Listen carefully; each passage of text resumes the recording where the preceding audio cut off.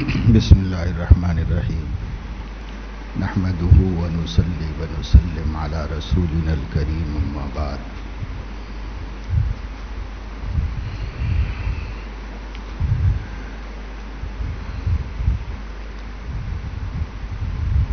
منکرین حدیث کے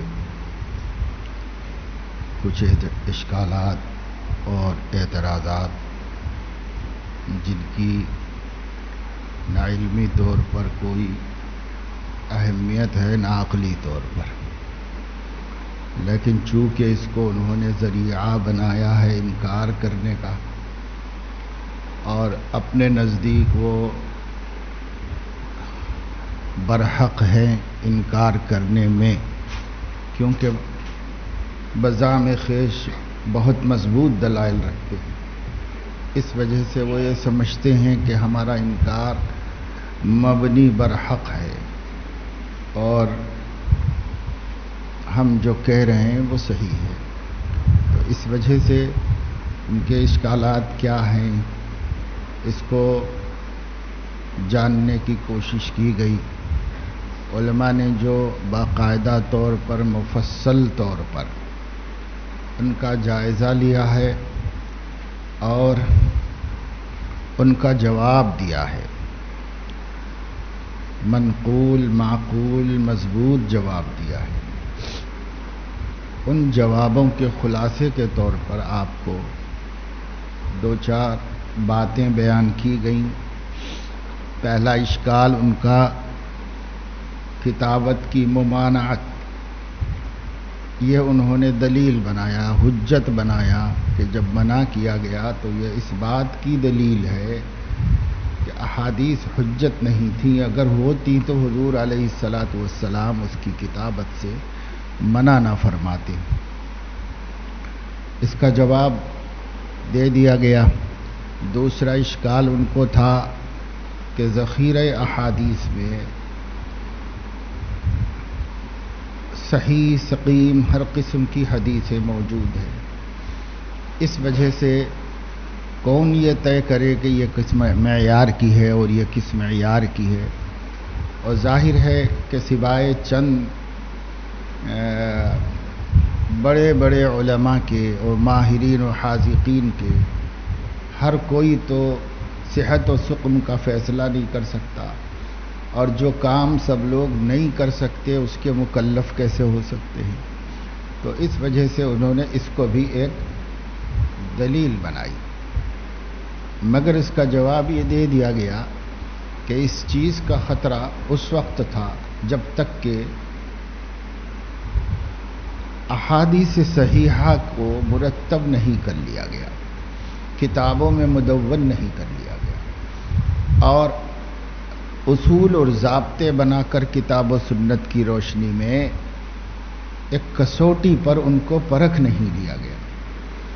اور انسانی بساط کے اندر جس قدر ممکن تھا کسی چیز کی صحت اور سقم کا پتہ چلانے کا، اس قدر کر لیا گیا، بلکہ حیرت انگیز معجزاتی طور پر یہ کام ہو گیا۔ جب یہ ہو گیا تو اب یہ اشکال باقی نہیں رہا، اور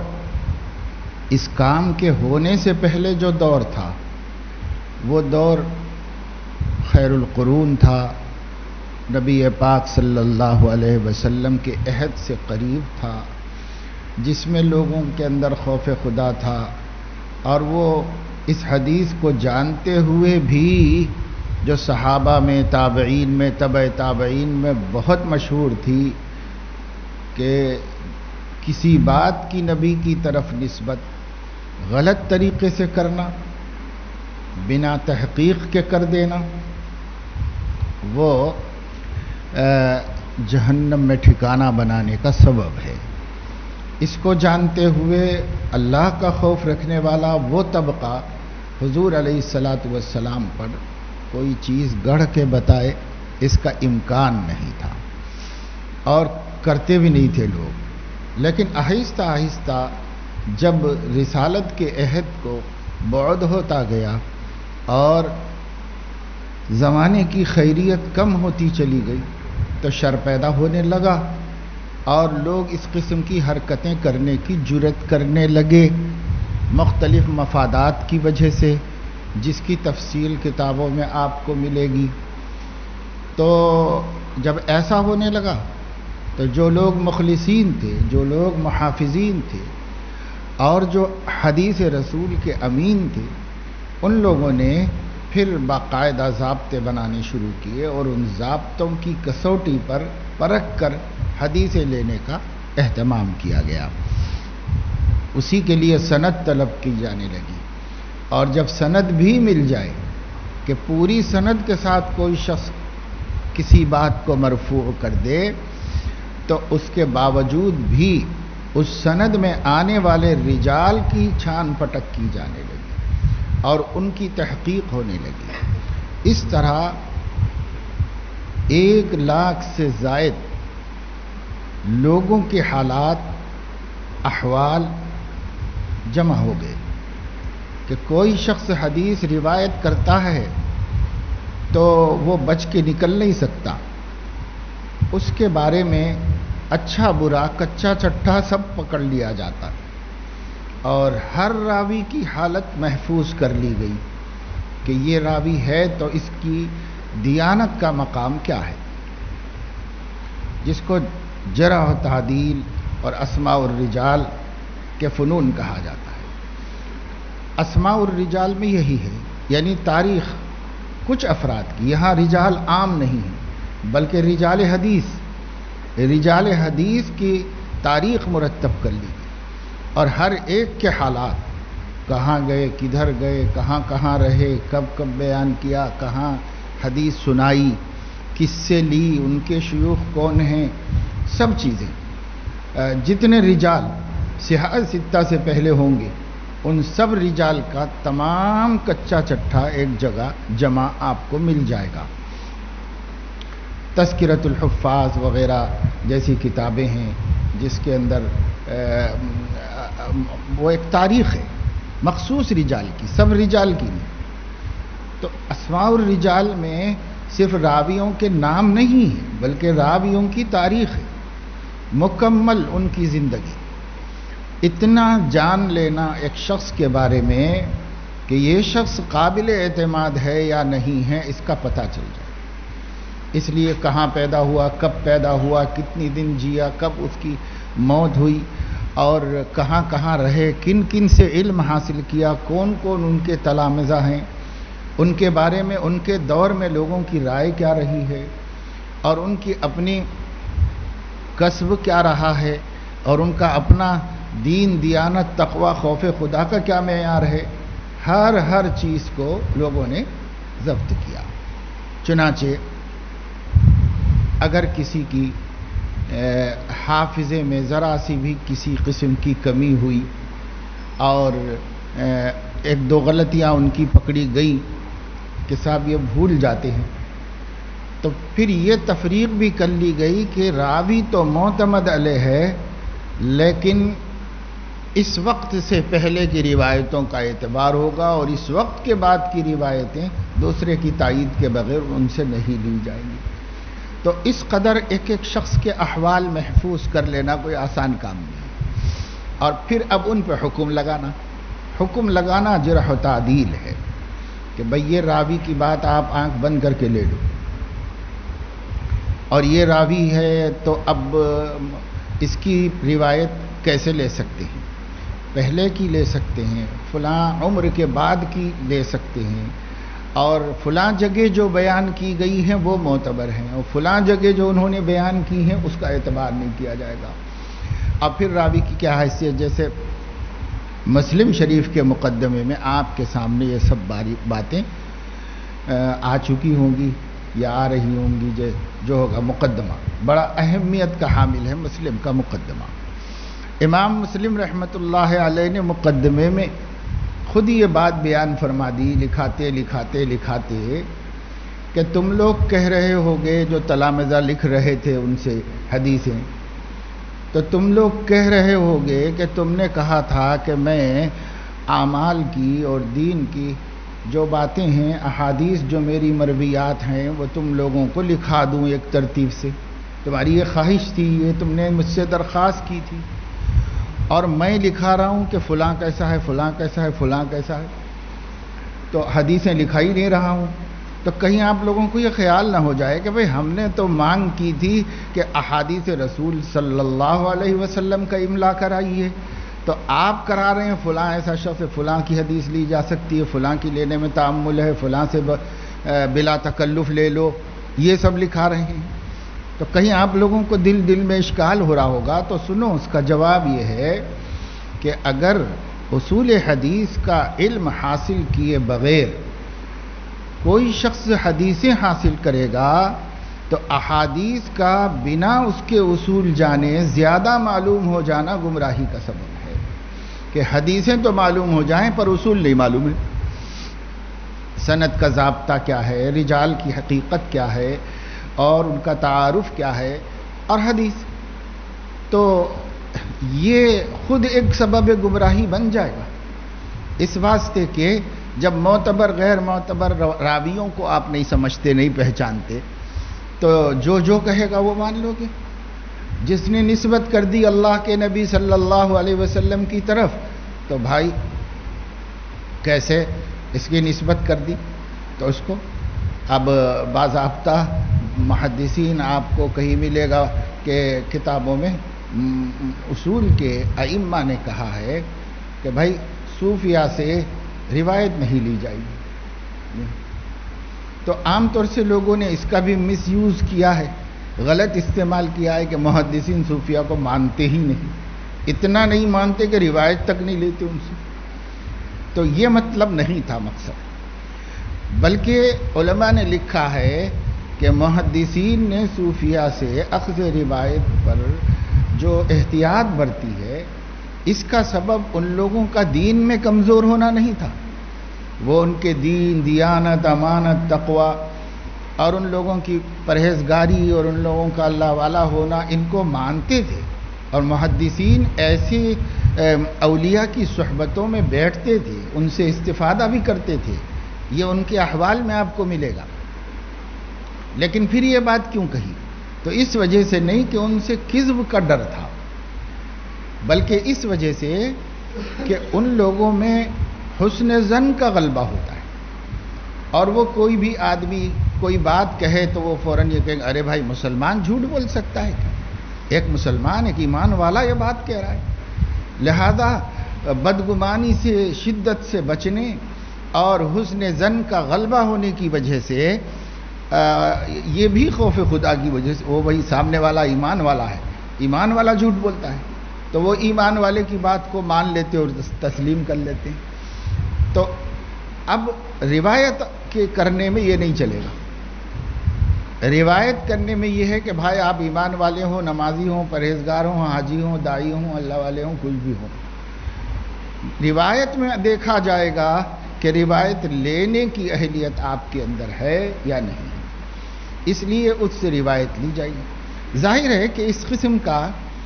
قسم کا معاملہ اور اس قسم کی احتیاط اور اس قسم کا اہتمام آپ کہیں دنیا میں کسی علم کے لیے نہیں پائیں گے. یہ صرف اور صرف علم حدیث کے بارے میں. تو اس وجہ سے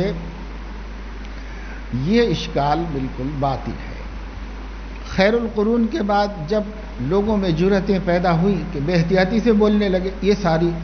تدبیریں کر لی گئی. ان تدبیروں کے بعد ایک ایک حدیث کو پرکھا. اس زمانے میں جو محدثین تھے صحاح ستہ کی تدوین کے دور میں، یہ محدثین تو سب زبانی جانتے تھے. جو حدیث امام بخاری رحمہ اللہ نے فرمایا، آپ آگے سنو گے کہ میں نے جو تاریخ کبیر لکھی ہے، اس میں جن جن لوگوں کا ذکر کیا ہے، ان لوگوں کے حالات سے اس قدر باخبر ہوں کہ ہر ایک کی ایک تصنیف ہو سکتی. ہر ایک کے بارے میں بہت کچھ واقعات جانتا ہوں اور بہت کچھ لکھ سکتا تھا. لیکن ظاہر ہے کہ اگر اس کا اہتمام کرتا تو کتاب اتنی لمبی بڑی ہو جاتی کہ کوئی دیکھتا نہ پڑتا اس کو. تو اتنا علم رکھتے تھے یہ لوگ، رجال کے بارے میں اس قدر باخبر ہوتے تھے، واقف ہوتے تھے محدثین. اب جیسے امام مسلم لکھاتے چلے جا رہے ہیں، چند باتیں ان کو کہنی تھی ہوں گی ضروری، لیکن جب ایک فن کی بات شروع کر دی تو ان کے علم کا دروازہ کھل گیا اور لکھاتے چلے جا رہے ہیں، اور اتنا وقیع اور اہم علم جمع کر دیا کہ یہ جانے بغیر اگر احادیث کو جانا جائے تو جاننے کی کوئی خاص اہمیت نہیں ہو سکتی اور علم میں برکت نہیں ہو سکتی۔ البتہ ان لوگوں کی کتابیں معرض وجود میں آ جانے کے بعد اب ہمارے اوپر سے یہ بار ہلکا ہو گیا کہ ہم وہ ساری تحقیق کرتے بیٹھے۔ یہ تحقیق تو انہوں نے کر ہی لی ہے، اور کرنے کے بعد ہر راوی کا مقام متعین کر دیا ہے اور اس کی حیثیت روایت متعین کر دی ہے۔ اس کے بعد خود ہی حدیثیں چھانٹ کر صحاح میں جمع کر دی ہیں۔ اب جب انہوں نے یہ کام کر لیا ہے تو ان کتابوں کے ذریعے علم حاصل کرنے والے کو اب وہ سارے کاموں کی ضرورت نہیں رہ گئی باقی، اب کام انہوں نے آگے کے لوگوں کے لیے ہلکا کر دیا۔ اور واقعہ یہ ہے کہ اگر اس دور میں نہ کر دیا گیا ہوتا تو بعد کے ادوار کے اندر یہ کام مشکل بھی ہو جاتا، کیونکہ اس وقت یہ ضبط میں آ سکتا تھا علم، اس لیے اس وقت ضبط میں لا لیا گیا اور لا کر اللہ نے یہ کام کرا دیا۔ اب ہم نہیں کر سکتے، البتہ کہیں رجوع کرنے کی ضرورت ہو تو وہ فنون بھی مرتب ہو چکے ہیں اور کتابی شکل اختیار کر گئے ہیں، وہاں لے جا کر آپ ان اصول و ضوابط پر آج بھی پرکھ کے دیکھ لے سکتے ہیں۔ لیکن کام اب بہت سہل ہے کہ کتاب آپ کے سامنے ہے، اور یہ امام بخاری کی کتاب ہے تو امام بخاری کی کتاب کی جو حیثیت سندوں کی اور رجال کی اعتباریت کے لحاظ سے متعین ہو چکی ہے اور عالم نے اس کو تسلیم کر لیا ہے، تب آپ کو اتنی زیادہ پریشانی کی بات تو نہیں ہے، اس میں کوئی پریشانی نہیں۔ حدیثیں پڑھو عمل کرو، حدیثیں پڑھو سمجھو عمل کرو، اب یہ رہ گیا کام۔ تو سند کا کام ان حضرات نے بہت آسان کر دیا، مکمل کر دیا۔ اور جو اب اس کے بعد کی سندیں، اس کی بعد کی سندیں محض تبرک ہیں۔ جیسے ہم حدیث پڑھاتے ہیں آپ کو تو ہم اپنی سند رکھتے ہیں امام بخاری تک، تو اب یہ تبرک ہے، ان رجال کی وجہ سے حدیث کو نہیں دیکھا جائے گا، اب حدیث کو انہی رجال کی بنیاد پر دیکھا جائے گا جو مصنف سے پہلے، انہی کی بنیاد پر دیکھا جائے گا۔ تو اس وجہ سے یہ کام جو ہے ہمارے لیے سہل اور آسان کر دیا ان حضرات نے۔ اب کسی کا یہ اعتراض کرنا کہ بھائی کون تحقیق کرے گا، تفتیش کرے گا کہ حدیث کی حیثیت کیا ہے، نوعیت کیا ہے، بیان کرنے والا کیسا ہے، راوی کا کیا اعتبار، تو آپ کو ضرورت ہی نہیں۔ جب اس کی ضرورت ہی ختم ہو گئی تو اشکال باطل ہو گیا، اس کی کوئی اہمیت نہیں رہ گئی، تو اس کی کوئی اہمیت نہیں ہے۔ تیسری بات ان کو یہ کہنی ہے کہ قرآن کریم میں اللہ تعالیٰ نے فرمایا ان علیک الا البلاغ، آپ کی ذمہ داری تو محض بات پہنچانے کی، بلغ ما انزل الیک من ربک، جو آپ کے رب آپ پر نازل کر رہا وہ آپ پہنچا دیجیے۔ تو یہ لوگ کہتے ہیں کہ صرف ان کا کام پہنچانا ہے، الا البلاغ اس میں حصر ہے کہ سوائے اس کے اور کچھ آپ کے ذمے نہیں ہے۔ تو اس کا جواب یہ دیا گیا ہے کہ اس میں جو حصر ہے یہ حصر حقیقی آپ مانتے ہیں، لیکن یہ حصر حقیقی کلی نہیں ہے۔ ایک حصر ہوتا ہے جس سے ما ادا کے کل اجزاء خارج ہو جاتے ہیں، اور ایک وہ ہوتا ہے جس سے بعض خارج ہوتے ہیں۔ یہ حصر بعض کو خارج کرتا ہے، کل کو خارج نہیں کرتا، اور یہ بات ایسے ہی اٹکل کی نہیں ہے،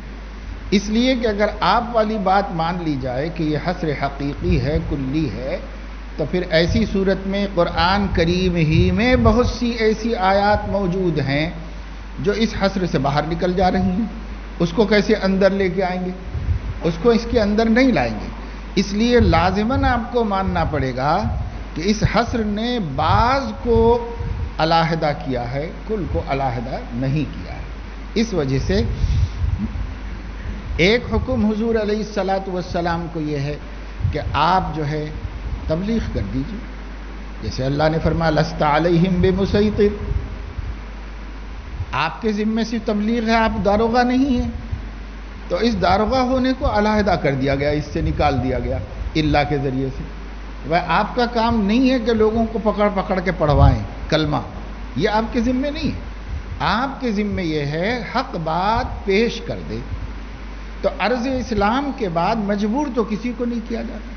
قرآن کریم نے حضور علیہ الصلاۃ والسلام کو صرف پہنچانے کے لیے، صرف پہنچا دیجئے کا یہ مطلب، صرف پہنچا دیجئے، اور صرف پہنچا دیے، کسی کو زبردستی کرنا نہیں ہے، پکڑ کے لانا نہیں ہے، اور آپ سے نہیں پوچھا جائے گا کہ فلاں فلاں کیوں نہیں ایمان لائے، تو اس کا اطمینان دلایا گیا ہے حضور علیہ السلام کو۔ اور اس موقع پہ کہا گیا ہے کہ ان علیک الا البلاغ اور ما علی الرسول الا البلاغ المبین، یہ اس موقع کی بات ہے۔ اس لیے یہ حصر حقیقی نہیں ہے کہ اب آپ کے ذمے اور کچھ ہے ہی نہیں، حالانکہ آپ کے ذمے عمل کرنا بھی ہے، اور آپ کے ذمے لوگوں کی اصلاح و تربیت کرنا بھی ہے، آپ کے ذمے تعلیم و کتاب و حکمت بھی ہے، آپ کے ذمے تزکیہ نفوس و قلوب بھی ہے، یہ سب چیزیں آپ کے ذمے ہیں۔ تو پھر اگر حصر مانیں گے تو یہ مناسب بھی حضور کے ختم ہو جائیں گے، اور یہ سب احکام جو اللہ نے ان کو دیے ہیں وہ باقی نہیں رہیں گے۔ تو اس وجہ سے یہ بات نہیں مانی جا سکتی کہ ان علیک الا البلاغ میں حصر حقیقی ہے، جو تمام ما ادا سے اس کو جو ہے علیحدہ کر دیتی ہے۔ یہ اس کا جواب دیا گیا ہے، اور یہ بہت کافی جواب ہے۔ ایک بات ان کو یہ کہنا ہے کہ قرآن کریم میں ہے واتبع ما یوحی الیک من ربک، آپ کے اوپر جو وحی آئی ہے اس کی اتباع کیجیے۔ تو حضور علیہ الصلاۃ والسلام کو جب اتباع قرآن کا حکم دیا گیا ہے تو ہم بھی اتباع قرآن ہی کے مامور ہیں، ہم بھی اسی کے پابند ہیں، ہم کو اس کے علاوہ اور کچھ اتباع کرنے کی ضرورت نہیں ہے، لہذا حدیث پر عمل کرنا ضروری نہیں رہ گیا۔ ان کو بھی نہیں کہا گیا ہے، جب ان کو نہیں کہا گیا تو جو دعوت وہ لے کے آئے ہیں وہ قرآن ہے، لہذا ہم کو بھی نہیں کہا گیا ہے، ہم بھی اس کے پابند نہیں ہیں۔ تو واتبع ما یوحی الیک من ربک، اس استدلال کو ہمارے علماء نے اپنے لیے حجت بنایا کہ آپ جو آیت پیش کر رہے ہیں وہ آیت آپ کے حق میں تو حجت نہیں، ہمارے حق میں حجت ہے۔ ہمارے حق میں حجت اس لیے ہے کہ اللہ تعالیٰ نے واتبع القرآن نہیں کہا حضور علیہ الصلاۃ والسلام، ما یوحی کہا ہے، اور ما یوحی میں قرآن بھی داخل ہے، اور قرآن کے بعد جو کچھ اللہ تعالیٰ نے ان پر نازل فرمایا ہے وہ بھی داخل ہے، وہ بھی وحی ہے، کیونکہ حضور علیہ السلام نے اس کو وحی فرمایا ہے۔ اور قرآن کریم کہتا ہے ما ينطق عن الهوى ان هو الا وحی یوحی، قرآن کریم تمانیت دلاتا ہے کہ یہ اگر ایک بات بھی ہماری طرف سے گڑیں گے تو پھر ہم ان کو چھوڑنے والے نہیں ہیں۔ تو معلوم یہ ہوا کہ انہوں نے اپنی طرف سے کچھ کہا ہی نہیں۔ تو جیسے قرآن ما یوحی الیہ ہے، اسی طریقے سے حدیثیں بھی ما یوحی الیہ ہیں۔ جب وہ بھی اللہ کی طرف سے وحی ہوئی اور یہ بھی اللہ کی طرف سے وحی ہوئی اور حکم ملا واتبع ما یوحی الیک من ربک، تو جب ان کو دونوں کے اتباع کا حکم ہے تو ہم کو بھی دونوں کی اتباع کا حکم ہو گیا۔ تو اس طرح اس استدلال سے بچنا ممکن نہیں ہے کہ وہ اس سے بچ جائیں حدیثوں کے حجیت ہونے سے اور اس کے اتباع کرنے سے۔ اب پانچویں بات وہ یہ کہہ رہے ہیں کہ قرآن کریم میں ایسی آیات ہم کو ملتی ہیں جس میں حضور علیہ الصلاۃ والسلام کے کسی عمل کو اللہ تعالیٰ نے قبول نہیں کیا اور تنبیہ فرمائی، جیسے بدر کے قیدیوں سے حضور علیہ الصلاۃ والسلام نے معاوضہ لے کر ان کو چھوڑ دینا طے کیا تھا۔ مشورہ ہوا تھا، سیرت کی کتابوں میں ہے کہ مشورہ ہوا تھا، صدیق اکبر کی رائے یہ تھی کہ ان کو درگزر کر دیا جائے، ہمارا اچھا اثر پڑے گا لوگوں کے اوپر، اور عمر فاروق کی رائے یہ تھی کہ ان لوگوں کو یا تو قتل کر دیا جائے، اور جو ہے قتل کر دینے کی ان کی رائے تھی، کسی کو نہ چھوڑا جائے، قتل کر دیا جائے ان لوگوں کو۔ حضور علیہ الصلاۃ والسلام کو وہ رائے زیادہ مناسب سمجھ میں آئی جو اپنی رحمت کے مزاج اور شفقت کے مزاج کے مطابق تھی، جس سے قریب تر صدیق اکبر کا ذہن تھا. تو اس کا فیصلہ کر دیا. اللہ رب العزت ناراض ہوئے اور اللہ رب العزت نے فرمایا کہ بھائی تم لوگوں نے چھوٹی سی دنیا کے خاطر ایسا فیصلہ کیوں کیا؟ تو یہ گویا اللہ تعالیٰ نے اس رائے کے خلاف ان کو قتل کر دینے کی رائے کو بہتر سمجھا اور اس پہ عمل ہونا چاہیے تھا. تو اللہ پاک نے تنبیہ فرمائی. اسی طریقے سے ایک اور موقع پر اللہ نے ولولا کلمۃ سبقت من ربک والی آیت میں آپ کی سخت پکڑ فرمائی. اسی طریقے سے عبس وتولی ان جاءہ الاعمی میں آپ کی تنبیہ فرمائی. تو مختلف مواقع پر قرآن بتاتا ہے کہ نبی پاک صلی اللہ علیہ وسلم کے فیصلے کی جو آپ نے کتنی بھی خیر خواہی سے کسی بھی طرح کی ہوگی، اس فیصلے پر اللہ تعالیٰ نے تنبیہ فرمائی. جب اللہ تعالیٰ نے جگہ جگہ آپ کی تنبیہ فرمائی ہے، چاہے وہ چند مرتبہ ہی کیوں نہ ہو، اس سے احتمال پیدا ہو گیا کہ جو باتیں قرآن کے علاوہ آپ فرماتے ہیں اور جو احادیث آپ سے ہم تک پہنچی ہیں، جو آپ کی اقوال و افعال و تقریرات ہیں، تو ممکن ہے ان میں سے بھی بعض ایسے ہوں جو قابل اشکال ہوں اور اللہ تعالیٰ کی منشا کے مطابق نہ ہو، اللہ تعالیٰ کی مرضی کے مطابق نہ ہو. اس لیے کہ چند مرتبہ کی غلطی نے بتا دیا کہ اللہ کے منشا کے خلاف بھی آپ فیصلہ کر سکتے ہیں، نعوذ باللہ. تو یہ ایک بات انہوں نے اپنے دماغ سے گڑھی اور یہاں پر اس کو لے آئے. لیکن حدیث کو حجت ماننے والے یعنی اہل السنت والجماعت اور تمام امت کے مسلمان علماء یہ فرماتے ہیں کہ بھائی دیکھو، اللہ تعالیٰ نے جب ان کی کہیں کہیں پکڑ کی ہے تو قرآن کریم کی یہ آیتیں اور ان واقعات کا وجود میں آنا اس بات کا ثبوت بن گیا کہ حضور علیہ الصلاۃ والسلام کی کل تعلیمات میں سے انہیں چھوڑ کر جن پر اللہ نے تنبیہ فرمائی ہے سب قابل عمل ہے اور سب حجت ہے. اس واسطے کہ اب حجت وہی نہیں ہوں گی جن چند چیزوں کی اللہ نے پکڑ کی، اور اگر ایسی باتیں اور بھی ہوتی تو ان پر بھی پھر اللہ پکڑ کرتا، کیونکہ وہی تو آ رہی تھی، سلسلہ جاری تھا قرآن کے نزول کا. تو اور بھی جگہ کیوں نے اللہ پکڑ کر لیتا؟ ہر جگہ اللہ کہتا بھائی یہ میرا منشا نہیں ہے، یہ آپ نے غلط کیا، یہ میرا منشا نہیں ہے، آپ نے غلط کیا. تو روک لگاتا چلا جاتا اللہ تعالیٰ،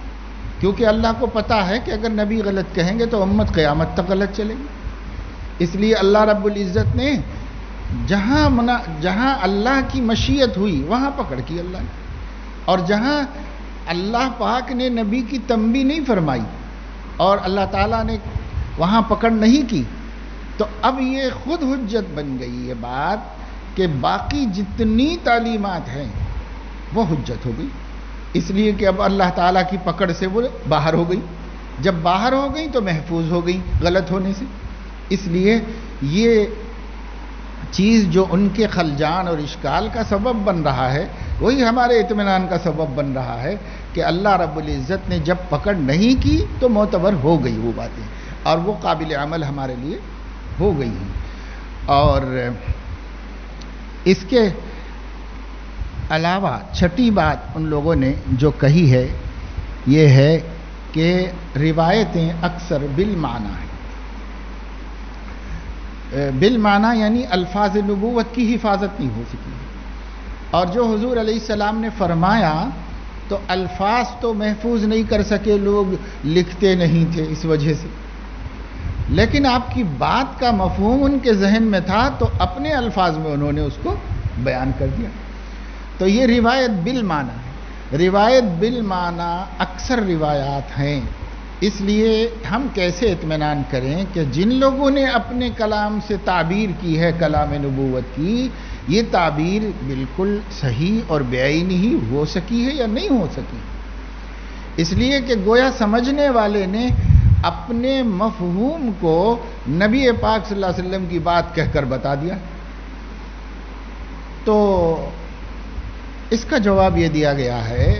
کہ یہ مفروضہ ہی غلط ہے کہ اکثر روایات ایسی ہیں. اکثر روایات ایسی ہونے کا مفروضہ آپ نے گڑھا ہوا ہے. باقی طرز عمل صحابہ کرام کا اور تابعین کا اور محدثین کا تو یہ بتاتا ہے کہ وہ کلام نبوت میں ادنا تبدل کو برداشت نہیں کرتے تھے، وہ بے عینی ہی بیان کرتے تھے۔ انہوں نے اکثر مقامات پر الفاظ نبوت کی حفاظت کی ہے اور کہیں کہیں انہوں نے بالمعنی بیان کیا ہے۔ تو اکثر روایات ایسی ہیں، یہ بات سرے سے غلط ہے، اکثر روایات تو بے الفاظ ہی صلی اللہ علیہ وسلم ہیں، آپ ہی کے الفاظ میں یہ اکثر روایات ہیں جس کو ان لوگوں نے بے عینی ہی رکھا ہے۔ اس کی وجہ کئی چیزیں ہیں، جیسے میں نے جمعرات کو بتایا کہ یہ جو علم پہنچایا ہے یہ پہنچانے والے مؤرخین کی طرح نہیں ہو سکتے، ان کی الگ شان ہے، اور جو علم انہوں نے جوڑا ہے یہ تاریخ نہیں ہو سکتی، اس علم کی الگ شان ہے۔ اس میں کچھ امتیازات ہیں، ان امتیازات میں سے ایک یہ ہے کہ یہ علم صرف مومنین نے جمع کیا ہے، اور یہ علم تسلسل سند کے ساتھ آیا ہوا ہے جس میں آپ ہر آدمی کو پرکھ لے سکتے ہیں، اور یہ علم جو ہے جس کے باتوں کو محفوظ کیا ہے وہ علم کے نقل کرنے والوں کا محبوب ہے، اور اس کی ایک ایک ادا ایک ایک لفظ ان کو محبوب ہے، اور اس علم کی حفاظت کرنا اور اسے نقل کرنا عبادت ہے، اور اس علم میں جھوٹ بولنے والے کو سخت وعید سنائی گئی ہے۔ یہ اور اس قسم کی بہت سی امتیازات ہیں جن امتیازات نے اس میں کذب کے شامل ہونے اور اگر کہیں کہیں بالمعنی بیان کر دیں تو اس بالمعنی میں بھی اعتماد کلی کے بغیر، اعتماد کامل کے بغیر نبی کی طرف نسبت کر دیں، اس کا امکان ختم ہو گیا ہے، اور اس کا امکان عقلاً ممکن نہیں رہ گیا۔ جتنی احتیاط انہوں نے برتی اس سے زیادہ احتیاط کا اس کائنات میں امکان بھی نہیں۔ اس وجہ سے یہ اشکال خواہ مخواہ کا اشکال ہے جو اس میں پیدا کیا جاتا ہے۔ دوسرے یہ کہ بالمعنی اگر نقل کیا تو کس نے کیا؟ ان لوگوں نے کیا ہے جن سے نبی پاک صلی اللہ علیہ وسلم نے خطاب فرمایا، اور حضور علیہ السلام سے وہ مخاطب تھے اور حضور علیہ السلام ان سے خطاب تھے۔ جس زبان میں حضور علیہ السلام بولا کرتے تھے وہی زبان وہ لوگ جانتے تھے، اور وہی زبان میں وہ گفتگو کیا کرتے تھے حضور علیہ السلام سے۔ اور اللہ پاک نے قرآن کریم جس زبان میں نازل فرمایا ہے بلسان عربی مبین، یہ عربی مبین مخاطبین کی زبان، گو اپنے اعجاز بیانی کے اعتبار سے کلام اللہ ہونے کا ایک امتیاز رکھتی ہے، خاص شان، لیکن وہی زبان ہے جو زبان مخاطب سمجھ سکتا۔ وما ارسلنا من رسول الا بلسان قومه ليبين له، ہم نے کسی بھی رسول کو بھیجا ہے تو اسی کی قوم کی زبان کے اندر بھیجا ہے، کیوں؟ ليبين لهم، اگر داعی کی زبان اور ہو، مدعو کی زبان اور ہو تو تبیین کیسے کرے گا؟ وہ سمجھائے گا کیسے؟ اشارے کنائے میں الٹ پلٹ کچھ بول دے گا، اسے سمجھا دے گا۔ لیکن اگر مدعو کی زبان ہی میں داعی آیا ہے تو اچھی طرح ان کے محاورات میں، ان کی سمجھ کے مطابق، ان کی بولی کے مطابق، ان کے الفاظ لے کر ان کے اس طرح، تو جو زبان نبی پاک صلی اللہ علیہ وسلم کی ہے وہ صحابہ کرام کی زبان ہے۔ صحابہ کرام کی اکثریت عرب ہے، کوئی اس کے اندر عجم ہے، لیکن اکثریت عرب ہیں اور حجازی عرب ہیں، العرب العربا جنہیں کہا گیا، وہ لوگ وہ حضور علیہ السلام کی باتیں نقل کر رہے ہیں تو وہ اگر بالمعنی بھی کر دیں تو مدلول کے بدل جانے کا احتمال اس کے اندر نہیں ہے، مدلول کو وہ نہیں بدلیں گے۔ جو بات ان کے فہم میں آئی ہے، جو مفہوم اور مدلول بنا الفاظ نبوت کو سننے کے بعد، وہ ان کے ذہن نے قبول کر لیا۔ اب اس کو انہوں نے بیان کیا، بیان کرتے وقت میں یہ لفظ کے بجائے یہ لفظ کہا ہے، تو اس سے کلام نبوت تبدیل نہیں ہو جاتا، اس سے ان کی بات بدل نہیں جاتی، اس لیے جن لوگوں نے بالمعنی بیان کیا ہے وہ زبان کے جاننے والے اور اس میں فصاحت و بلاغت اور اس میں درک اور قدرت رکھنے والے لوگ ہیں. اس لیے یہاں کوئی خلجان نہیں پیدا ہونا چاہیے. اگر کوئی پیدا کرتا ہے تو یہ زبردستی کی بات ہے. صحابہ کرام یہاں ایک بات اور ذہن میں رکھ لو کہ امام ابن تیمیہ رحمہ اللہ نے ایک جگہ مجموع الفتاوی میں کسی بحث کے دوران میں یہ لکھا ہے کہ عام طور سے جو قرآن حدیث میں تحریف ہو جاتی ہے اس کا سبب زمان نبوت کی عربی سے ناواقفیت، یہ اس کا سبب ہے. اور انہوں نے فرمایا کہ ہر عالم دین کو چاہیے کہ وہ اس زبان، اس عربی سے واقف ہو، اس کے استعارات، اس کی تعبیرات، اس کے محاورات جو حضور علیہ السلام کے دور میں بولی جاتی تھی، مکہ مکرمہ میں، مدینہ منورہ میں، اور آپ جہاں جہاں رہے وہاں بولی جاتی تھی. جس بولی میں حضور نے صحابہ سے خطاب کیا ہے اور جس عربی میں صحابہ نے حضور علیہ السلام سے پوچھا ہے، سمجھا ہے، وہ عربی عالم کو جاننا ضروری ہے. کیونکہ دین کتاب و سنت ہے اور کتاب و سنت اسی عربی میں ہے. لہذا اگر کوئی عالم اس عربی سے واقف نہیں ہے مگر عرب ہے، عربی بولتا ہے اور اس کی مادری زبان عربی ہے، مگر وہ دیگر قبائل اور دیگر علاقوں سے تعلق رکھتا ہے اور عہد صحابہ اور عہد رسالت کی عربی سے واقف نہیں ہے، تو ایسا عالم بھی، عرب عالم بھی تحریف کر دے گا بہت سی چیزوں میں، اس واسطے کہ محاورات ہر قبیلے اور علاقے کے الگ الگ ہوتی ہیں اور گفتگو کے لیے استعمال کیے جانے والے الفاظ چاہے اسی زبان کے کیوں نہ ہوں، ہر قبیلے اور ہر علاقے والوں کا مدلول مفہوم، اس کا استعمال الگ جگہوں پر ہو سکتا ہے. اس لیے ہو سکتا ہے کہ نبی کریم صلی اللہ علیہ وسلم اور صحابہ کرام کسی اور مفہوم میں بول رہے ہوں اور بعد والے لوگ کسی اور مفہوم میں بول رہے ہیں، تو اس وجہ سے یہاں وہ غلطی کر سکتے ہیں اور مدلول مفہوم بدل جا سکتا ہے. لیکن یہ لوگ جو روایت حدیث کر رہے ہیں ان میں پہلے درجے میں تو وہی ہیں جنہوں نے حضور علیہ السلام سے خود سنا ہے اور حضور علیہ السلام کے براہ راست مخاطب ہیں. پھر دوسرے درجے میں تابعین ہیں. علم باہر کی دنیا میں تو بہت آگے چل کر کے گیا ہے اور یہی لوگوں سے گیا ہے جہاں جیسے کوفہ سے حضرت عمر رضی اللہ تعالیٰ عنہ کے پاس درخواست آئی کہ عالم کو بھیجیے، کسی عالم کو یہاں پر بھیجیے، تو انہوں نے حضرت عبداللہ ابن مسعود رضی اللہ تعالیٰ عنہ کو بھیجا اور یہ کہہ کر بھیجا کہ ان کی مجھے یہاں بہت ضرورت تھی مگر میں ترجیح دے کر آپ کے علاقے میں بھیج رہا ہوں، کیونکہ وہاں لوگوں کے لیے کسی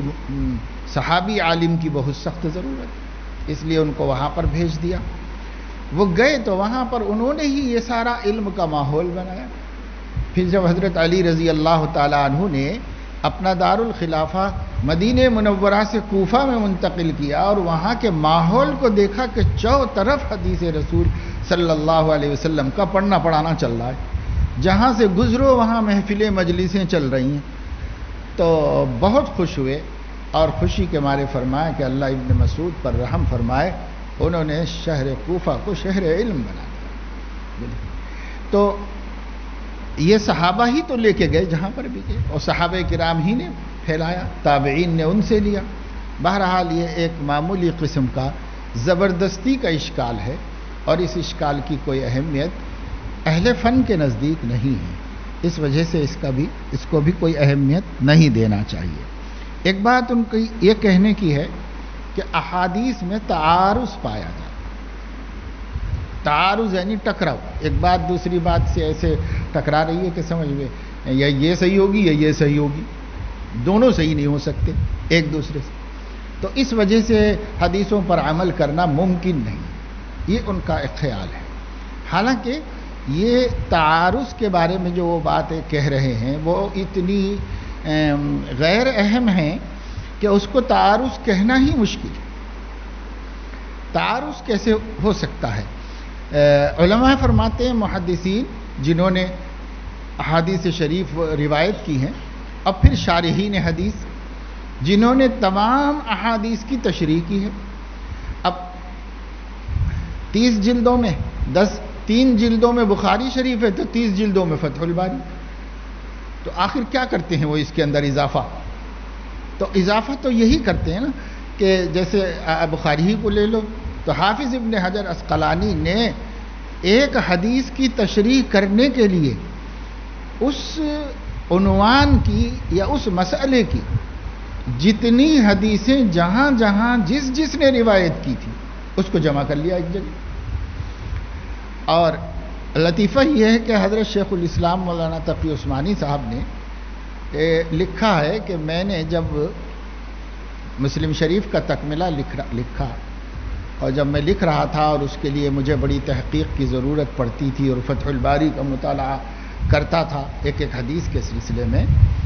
تو ایک دفعہ خیال آیا کہ حافظ ابن حجر نے حدیثوں کا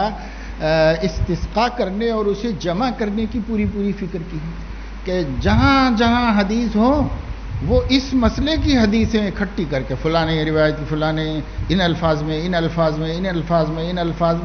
8 10 12 جتنی ہوئی سب لے آئے اور سب لے کر پھر اس کی شرح کی کہ حاصل اس کا یہ نکلا، مسئلہ یہ بنا، اس کی شرح کی انہوں نے. تو شیخ کو یہ خیال ہوا کہ کوشش ہم اس کی بھی کریں کہ اگر حافظ سے کچھ حدیثیں چھوٹ گئی ہیں اس مسئلے کی تو اسے ہم ڈھونڈ کے لے کے آئیں اور اس میں ہم بڑھائیں. ظاہر ہے جس کو یہ خیال ہوا وہ معمولی قسم کا محدث نہیں، وہ بھی بہت بڑا فقیہ. جس کے فقیہ ہونے اور محدث ہونے کا حال یہ ہے، تکملہ فتح الملہم کو دیکھ کر کے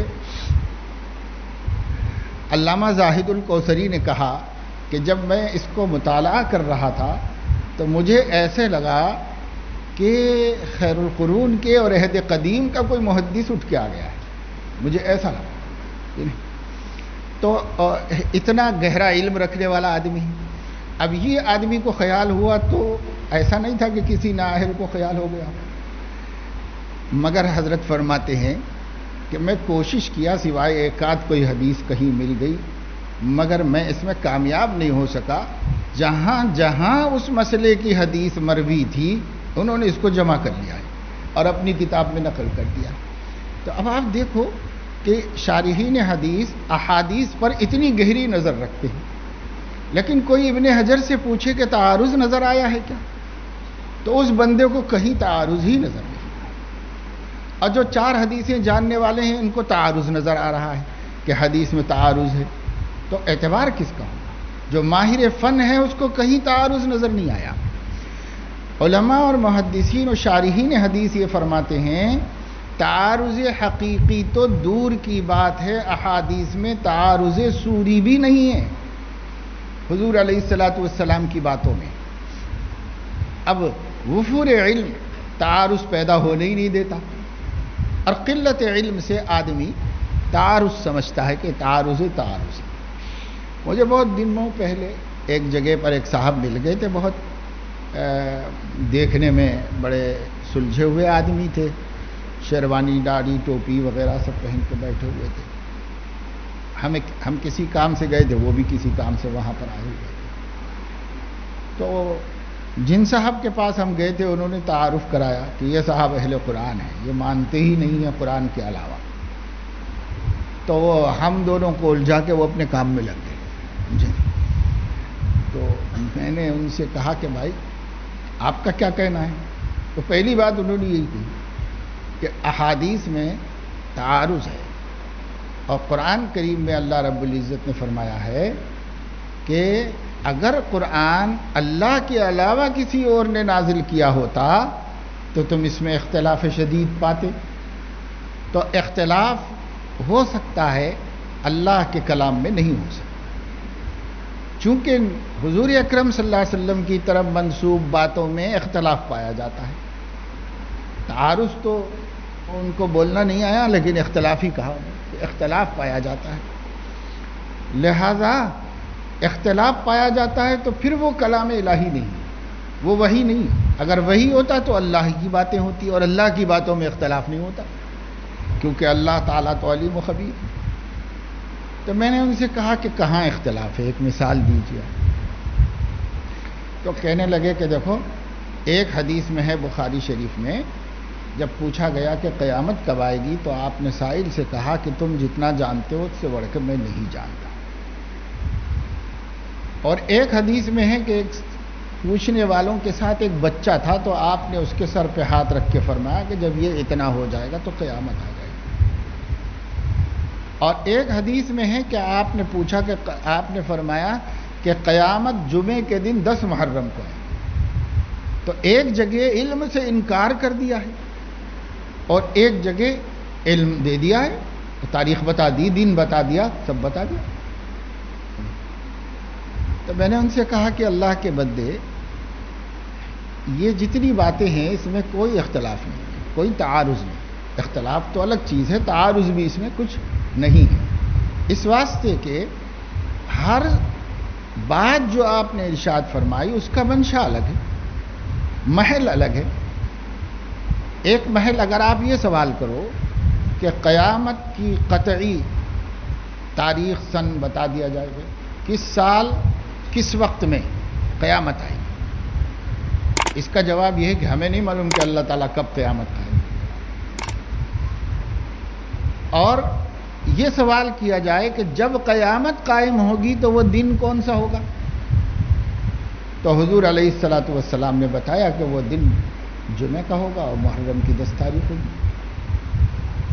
تو کتنے ایسے دن چلے گئے جو 10 محرم کو جمعہ آیا، کتنے آ گئے، آتے ہی رہتے ہیں کچھ کچھ وقفے سے 10 محرم کو جمعے کا دن، لیکن یہ کوئی اختلاف تو نہیں ہوا، اس واسطے کہ جس دن قیامت قائم ہوگی اس دن کا اتفاق بھی یہی رہے گا۔ تو ایک حتمی اور قطعی بات بتانا ہے جس کا اللہ کے نبی صلی اللہ علیہ وسلم نے فرمایا اللہ کے علاوہ کوئی نہیں جانتا، صرف اللہ پاک ہی جانتے۔ اور ایک تھا کہ اس کا دن اور تاریخ بتا دینا، وہ اللہ نے ان کو علم دیا تھا، انہوں نے بتا دیا کہ بھئی یہ ایسے ہوگا، یہ علم اللہ کا دیا ہوا تھا، اس سے انہوں نے بتا دیا۔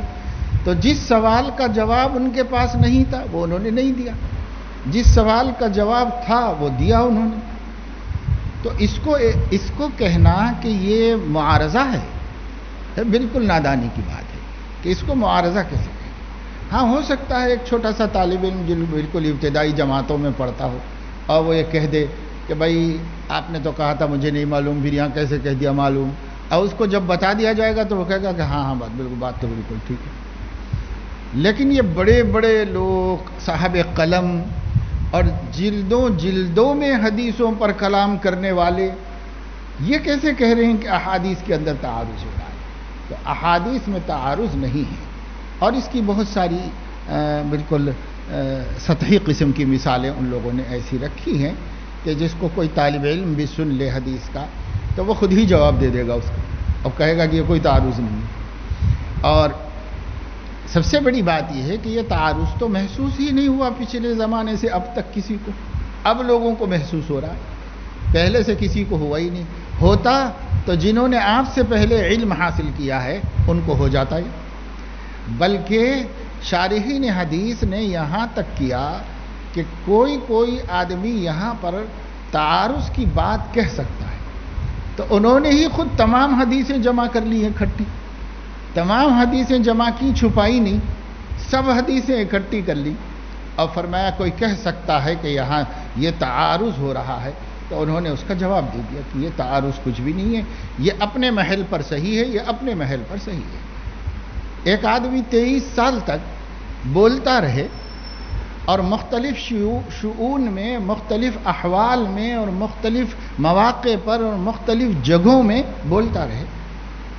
جنگ میں بولے، امن میں بولے، سفر میں بولے، حضر میں بولے، گھر میں بولے، اور دن میں بولے، رات میں بولے، کسی کے جھگڑے چکانے کے لیے بولے، اور کچھ اپنی ہی طرف سے پہنچائے، کسی کے سوال کا جواب دے، وغیرہ وغیرہ وغیرہ، اور یہ 23 سال تک ہوتا رہے، اور اس کے اندر ہر بات ایک دفعہ بولی جائے اور دوبارہ اسی کو دہرایا جائے، یہ نہیں ہو سکتا۔ بلکہ ہر بات ہر موقع کے حساب سے بولی جاتی ہے اور ہر گفتگو کا محل و موضوع ہوتا ہے اس اعتبار سے۔ اب مثال کے طور پر ایک سوال کیا گیا کہ ای الاعمال افضل یا رسول اللہ صلی اللہ علیہ وسلم۔ ظاہر ہے سوال ایک ہے، لیکن اس کے جواب میں کہیں کہا گیا ہے کہ الصلاۃ علی وقتہا، کہیں کہا گیا ہے الجہاد فی سبیل اللہ، کہیں کہا گیا ہے ماں باپ کی خدمت، کہیں کہا گیا ہے کہ فلاں موقع پر دعا کرنا۔ تو اب اس کو تعارض کہیں گے؟ اگر اس کو تعارض کہیں کہ صاحب ای الاعمال افضل کا ایک ہی جواب ہونا چاہیے تھا، اتنے الگ الگ ہر موقع پہ الگ الگ کہا، تو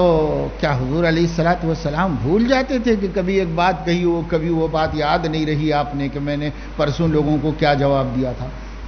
تو نبی پاک صلی اللہ علیہ وسلم نے جب فرما دیا کہ ما یخرج منہا الا حق، یہ زبان اللہ کی امان میں ہے، اللہ کی حفاظت میں ہے، تو وہ جب جو بات کہہ رہے ہیں وہ محل کے اعتبار سے کہ سائل کیا ہے، سائل کی حیثیت بھی دیکھنا پڑتا ہے، سائل کے سوال کے منشا کو بھی سمجھنا پڑتا ہے، سائل کی مصلحت کو بھی سمجھ کر جواب دینا پڑتا ہے۔ تو کوئی شخص کے ہاں نماز کی کمی آپ دیکھ رہے ہوں، اس کو فرما دیا بھائی تمہارے لیے تو بہت بڑی بات یہی ہے کہ تم نماز پابندی سے پڑھو، اس سے افضل عمل تمہارے واسطے کیا ہو سکتا ہے؟ ان کو یہ بتا دیں۔ ایک آدمی نماز کا بڑا پابند ہے